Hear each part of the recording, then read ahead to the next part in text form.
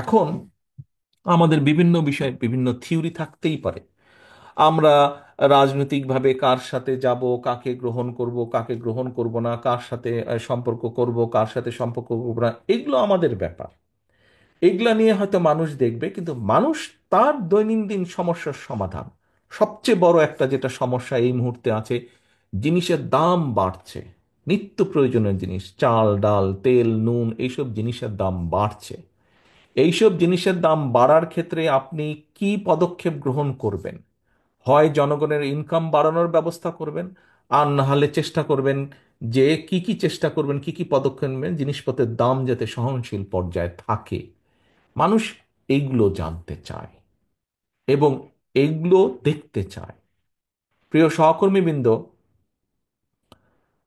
বাংলাদেশ জাতীয়তাবাদী দল আমাদের প্রিয় দল। যেই দলের জন্য আপনারা জীবনের বহু সময় ব্যয় করেছেন, যেই দলের জন্য আপনারা অত্যাচারিত হয়েছেন, নির্যাতিত হয়েছেন, জেল জুলুম খেটেছেন, যেই দলকে আজকে আপনারা প্রতিষ্ঠিত করে তুলেছেন, এই দলের মূল উদ্দেশ্য বা লক্ষ্যই হচ্ছে, অথবা এই দল যতবার অতীতে ছিল, যেমন এখানে একজন প্রশ্নকর্তা বলেছেন যে আমাদের বিউটি আপা, উনি বলেছেন যে শহীদ জিয়া, দেশনেত্রী খালেদা জিয়া যখন সুযোগ পেয়েছেন ওনারা নারীদের জন্য কি কি পদক্ষেপ করেছেন, শিক্ষার জন্য কি করেছেন। আরেকজন বলেছেন, খুব সম্ভব মৃণাল কান্তি, উনি বোধহয় বলেছেন যে আহ, বিএনপি যখন সুযোগ পেয়েছে, এই যে বাংলাদেশে দুটো বড় সেক্টর বৈদেশিক মুদ্রা অর্জনের, একটি হচ্ছে গার্মেন্টস, আরেকটি হচ্ছে আমাদের প্রবাসী ভাইদের রেমিটেন্স। এই দুটোই কিন্তু শহীদ জিয়ার অবদান, এই দুটোই কিন্তু বিএনপির অবদান। অর্থাৎ বিএনপি এই দুটোকে শুরু করেছে, তারপরে পর্যায়ক্রমিকভাবে এগিয়েছে, কম বেশি হয়তো পরবর্তী সরকার কেউ কম করেছে, কেউ বেশি করেছে, কেউ ভালো করেছে মন্দ করেছে, সেটা হচ্ছে অন্য ব্যাপার, বা শুরু করেছে বিএনপি। কাজেই জনগণ জানতে চায় যে এরকম শিক্ষার ব্যাপারে, এরকম কর্মসংস্থানের ব্যাপারে যেভাবেই হোক আপনারা কি করছেন, এইগুলা করেছে, সেই জন্যই মানুষ দেখেছে, মানুষ করেছে। এখন আমাদের দায়িত্ব হচ্ছে যে আমরা কি চাই, কি করেছি, কি করতে চাই, দেশের জন্য ভালো কি করেছি, দেশের জন্য ভালো কি করতে চাই, মানুষের জন্য ভালো কি করেছি, মানুষের জন্য ভালো কি করতে চাই, এই কথাগুলো নিয়ে যাওয়া মানুষের কাছে। আজকে যে 31 দফার যেই কর্মসূচি বা কর্মশালাটি হলো, প্রিয় সহকর্মীবৃন্দ, এই কর্মশালাটি দেখেন ঢাকা থেকে প্রশিক্ষকরা এসেছেন, আপনাদের কাছে তুলে ধরেছেন, প্রত্যেকটা বিষয় আপনাদের কাছে তুলে ধরেছেন। এখন এইটি কি 31 দফা কি শুধু আমাদের জন্য, আমাদের দলের নেতাকর্মীর জন্য? তাই কি 31 দফা কি শুধু আমাদের দলের নেতাকর্মীদের জন্য? তাহলে কাদের জন্য 31 দফা? 31 দফা কার জন্য? ইয়েস, দেশ এবং জনগণের জন্য। তাহলে এখানে আহ, খুব সম্ভব আয়েশা সিদ্দিকী, উনি একটি বলেছিলেন মহিলাদের ব্যাপারে যে উনারা 31 দফা মানুষের কাছে নিয়ে নিয়ে যেতে চান। আমি বলেছিলাম যে এটা তো আপনাদেরকে উদ্যোগ গ্রহণ করতে হবে।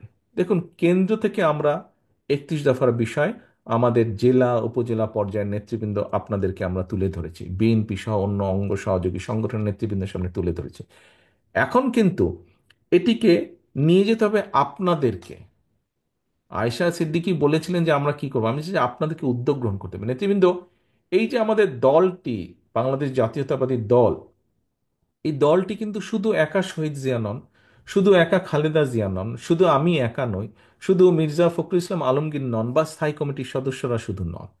এই দলটিতে দেখেন বিগত স্বৈরাচারী সরকারের সময় আমাদের 60 লক্ষ নেতাকর্মীর নামেই তো মিথ্যে মামলা ছিল, 50 লাখের বেশি। অর্থাৎ এই দলটি, আপনারা আজকে যারা সকলে বসে আছেন তারা, এবং সমগ্র বাংলাদেশে ছড়িয়ে ছিটিয়ে থাকা লক্ষ কোটি নেতাকর্মী আছে বিএনপির, প্রতিটি গ্রামে, প্রতিটি মহল্লায়, প্রতিটি ওয়ার্ডে, প্রতিটি উপজেলায়, প্রতিটি থানায়, প্রতিটি পৌরসভায়, জেলায় লক্ষ লক্ষ নেতাকর্মী আছে। এই সকলকে নিয়ে আমাদের এই দলটি, এবং এর বাইরে বিশাল একটি জনগোষ্ঠী রয়ে গিয়েছে, বিশাল কোটি কোটি মানুষ রয়ে গেছে। আমাদেরকে তাদের কাছে যেতে হবে। তাদের কাছে শুধু আমরা এই কয়েক ব্যক্তি যেতে পারবো না, আপনারা যদি না যান আমাদের পক্ষে যাওয়া সম্ভব না। আমাদের যেতে হবে সকলকে। প্রিয় সহকর্মীবৃন্দ, আজকে এই প্রশিক্ষণ করার উদ্দেশ্য হচ্ছে, এখন দয়া করে আপনারা জেলা নেতৃবৃন্দ আপনাদের সকল উপজেলা বা থানাদেরকে নিয়ে বসবেন। থানা নেতৃবৃন্দ আপনারা আপনাদের ইউনিয়ন বা পৌরসভা এই সকলকে নিয়ে, নেতৃবৃন্দকে নিয়ে বসবেন এবং আপনাদেরকে ছোট ছোট কর্মসূচি গ্রহণ করতে হবে। এখানে কোনো নির্দিষ্ট সময় নেই। আমরা সামনে একটি নির্বাচন আমাদেরকে পার হতে হবে। এই নির্বাচন পর্যন্ত আপনাদেরকে 31 দফা কর্মসূচির মানুষের কানে কানে নিয়ে যেতে হবে, ঘরে ঘরে নিয়ে যেতে হবে যে 31 দফার ব্যাপারে, এই 31 দফা নামক একটি দফা আমরা দিয়েছি, 31টা, এখানে এই বিষয় আছে, আমরা এই কাজ করতে চাই তোমাদের জন্য। অনেকগুলো বিষয়, যেমন আপনাদের প্রশ্ন উত্তরে অনেকগুলো বিষয় উঠে এসেছে, আপনারা বলেছেন, আমরা বলেছি আমাদের অবস্থান থেকে, আপনাদের চেষ্টা করেছি আপনাদের প্রশ্নের একটি সন্তোষজনক জবাব দেওয়ার জন্য। ঠিক একইভাবে আপনাদেরকে জনগণের কাছে যেতে হবে। সহকর্মীবৃন্দ, জনগণকে নিয়ে এই দেশ, এই দেশের মালিক হচ্ছে জনগণ। এন্ড অফ দ্য ডে কিন্তু জনগণ ডিসাইড করবে। আমরা পপুলার কি পপুলার না, এন্ড অফ দ্য ডে, দিনের শেষে এটা কিন্তু ডিসিশন নেবে জনগণ। কাজেই বক্তৃতা বিবৃতিতে মাঝে মাঝেই আমি একটি কথা বলি, জনগণের সঙ্গে থাকুন, জনগণকে সঙ্গে রাখুন, জনগণের সাথে থাকুন, জনগণকে সাথে রাখুন।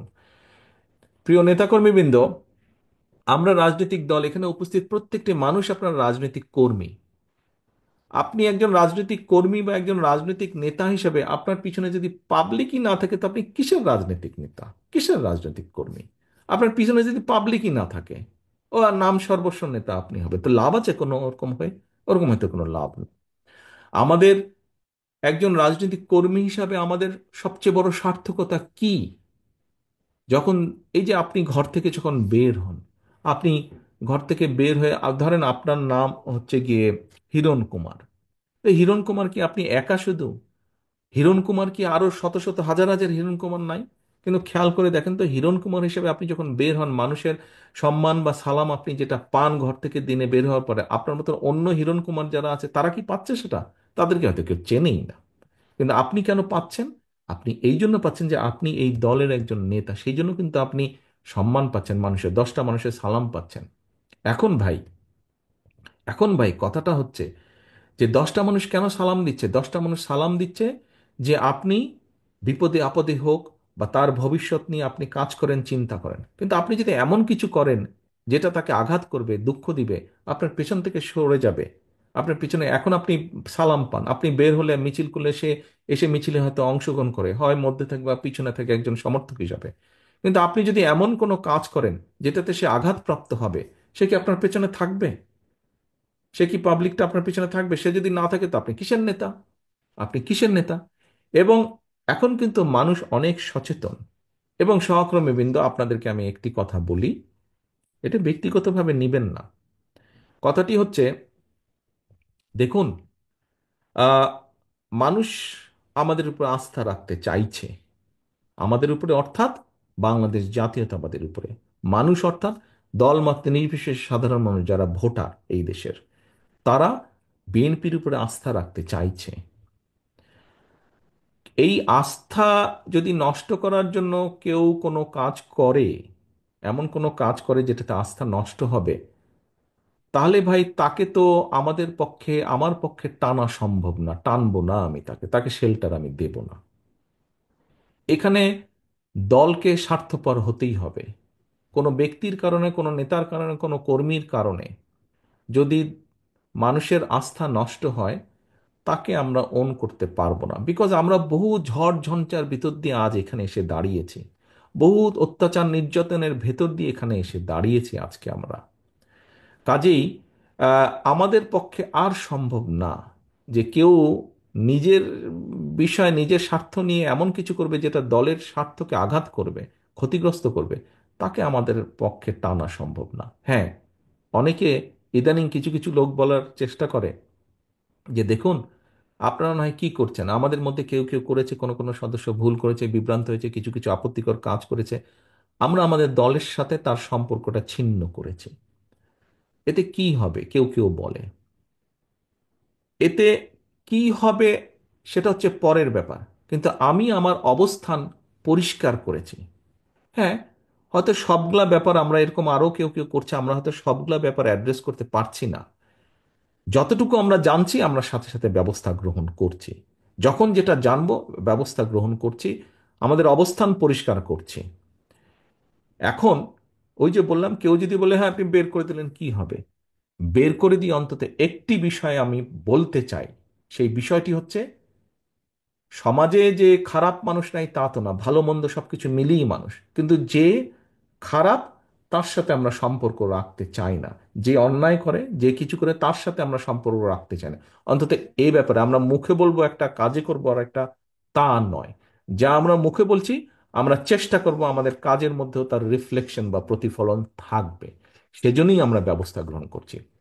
একটি রাজনৈতিক দল হিসাবে, একটি সংগঠন হিসাবে, যেটি আমরা সর্বোচ্চ করতে পারি আমরা সেটিই করছি, সেটি করার চেষ্টাই আমরা করছি, সেটি ইনশাল্লাহ আমরা করব। এখন আমরা যদি আজকে সরকারে থাকতাম, তাহলে আমরা যেটা করতে পারতাম, যারা এসব কাজ করছে দলের সাথে তাদের সম্পর্ক আমরা ছিন্ন করতাম তো অবশ্যই, একই সাথে দেশের আইন অনুযায়ী আমরা তাদের বিরুদ্ধে ব্যবস্থা গ্রহণ করতে পারতাম। কিন্তু সেই অবস্থানে এই মুহূর্তে আমরা নেই। সেই অবস্থানে এই মুহূর্তে আমরা নেই। কাজেই সেই অবস্থানে যদি ইনশাল্লাহ আমাদের যাওয়ার সুযোগ হয়, আজকে যেমন শুধু দলের সাথে সম্পর্ক ছিন্ন করছি, এর পরবর্তীতে সরকারি অবস্থানে থাকলে তখন যেহেতু আমাদের একটি সুবিধা থাকবে, অন্যায়কারী যেই হোক না কেন, আমরা মুখে যেটা বলি আমরা সেটা বাস্তবায়নের চেষ্টা করব। এর কোনো নড়চড় হবে না, এর কোনো নড়চড় হবে না। কারণ কারণ জনবিচ্ছিন্ন যদি হয় কেউ, একটি রাজনৈতিক দল, রাজনৈতিক নেতা, রাজনৈতিক কর্মীরা যদি জনবিচ্ছিন্ন হয়, জনবিচ্ছিন্ন হলে, জনগণের বিরুদ্ধে, দেশের বিরুদ্ধে কাজ করলে কনসিকুয়েন্সেস বা পরিণতি কি হয়, ভাই আমরা 5ই আগস্ট দেখেছি, দেখেছি না আমরা? 5ই আগস্ট দেখেছি। 5ই আগস্ট থেকে অনেক কিছু আমাদের শেখার আছে। 5ই আগস্ট থেকে অনেক কিছু আমাদের বোঝার আছে। কাজেই প্রিয় সহকর্মীবৃন্দ, আমরা 31 দফার কর্ম প্রশিক্ষণ আজকে করেছি। এই 31 দফার সাথে সাথে 31 দফা যেমন জনগণের কাছে নিয়ে যাব, 31 দফার মাধ্যমে আমাদেরকে রিয়েলাইজ করতে হবে, আমাদেরকে একটি বাস্তবায়ন করতে হবে। জনগণের পাশে থাকতে হবে, জনগণের সঙ্গে থাকতে হবে, জনগণকে সঙ্গে রাখতে হবে। জনগণ থেকে যদি দূরে চলে যাই আমরা, ওই 5ই আগস্টের পরিণতি কিন্তু হবে। 5ই আগস্টের পরিণতি হবে। কাজে 5ই আগস্টের পরিণতি থেকে যদি বাইরে থাকতে হয়, যেই রাজনৈতিক দলকেই বাইরে থাকতে হোক না কেন, তাদেরকে জনগণের সাথে থাকতে হবে, জনগণকে সঙ্গে রাখতে হবে। আমি জানি সারাদিন আপনারা এখানে আছেন, অনেকে অনেকক্ষণ ধরে এই প্রশিক্ষণের মধ্যে আছেন, ধৈর্যচ্যুতিও ঘটছে আর অনেকেরই। এতে কিন্তু আমার আর মাগরিবের টাইমও হয়ে গিয়েছে, আমার বক্তব্য বাড়াবো না। সহকর্মীবৃন্দ, আজকে আপনারা সারাদিন এখানে কষ্ট করেছেন, কিন্তু এই কষ্টটাকে যদি আমরা সঠিকভাবে কষ্টের মূল্যায়ন করি, আগামী দিন আমরা ভালো কিছু করতে সক্ষম হব।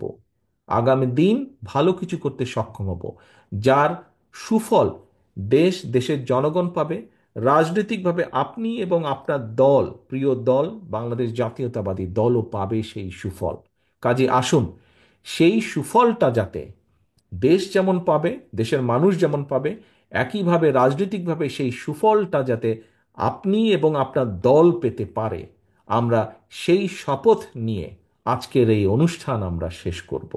সেই প্রত্যাশা রেখে আমার এখানে উপস্থিত প্রতিটি নেতাকর্মী এবং আপনাদের মাধ্যমে যা আমি তাদের কাছে এই মেসেজ পৌঁছাতে চাই, আমার যে সকল নেতাকর্মী আজকে এখানে উপস্থিত হতে পারেন নাই তাদের কাছে এই মেসেজ পৌঁছাতে চাই যে, সেই সফলতার প্রত্যাশা রেখে আমি আমার বক্তব্য শেষ করছি। সকলে ভালো থাকবেন, ইনশাল্লাহ সকলে সুস্থ থাকবেন। আল্লাহ হাফেজ। বাংলাদেশ জিন্দাবাদ। বাংলাদেশ জাতীয়তাবাদী দল জিন্দাবাদ। আসসালামু আলাইকুম।